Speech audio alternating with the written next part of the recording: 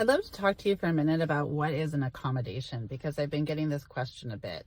An accommodation is a term that we use in school to talk about a way that you support a student to have the same outcome, but in a different way. So there's two terms that are used a lot in school: accommodations or modifications, and both of them are a type of support. Let me give you an example from like a language class. So let's say Spanish. Let's say there's a Spanish teacher teaching students how to conjugate 8 different verbs. And typically this teacher teaches all the different conjugations over a 4-week period. At the end of the 4 weeks, gives a massive test on all 8 of those verbs, conjugating them all sorts of different ways. There's a spoken, there's a written, all sorts of different things. So that's the baseline right now. So a modification would be that teacher says, instead of doing all 8 verbs, I'm going to have the student do 4.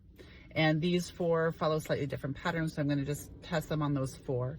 The other 4, we're not going to test them on and see if they know. I'm going to just do 4. That's a modification because the outcome was 8 and the teacher is changing it to 4.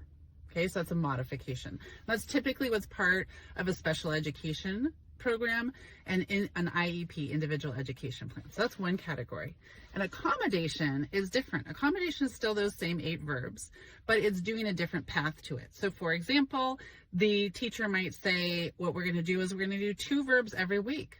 And so you'll conjugate them. We'll give you a quick short test at the end of the week. We'll do 2 verbs a week for 4 weeks. So instead of you having to have all 8 at once over a 1-month period of time with a big test, I still know at the end of that month, I know that you know all 8 verbs, all the same things. I've just broken it up over 4.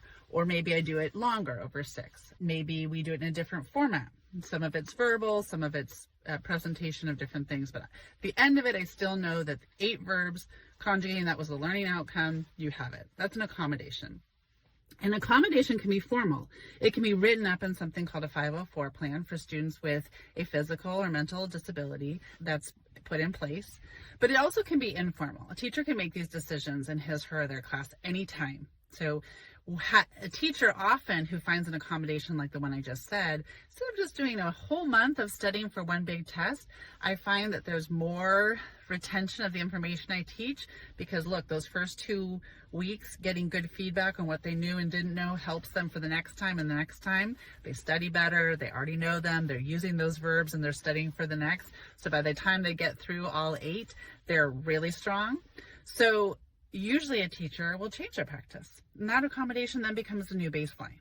So that's the difference of it. A formal accommodation is one that between the school and the family, you're saying, can you write that up? We need this in place. And this I do really recommend for students with ADHD, anxiety, chronic health, or other aspects of neurodivergence, where we could make a much more successful school day for them by having the right accommodations and not just relying on chance, on maybe this teacher is going to see and do it that way. What I just said is no difference in cost or money.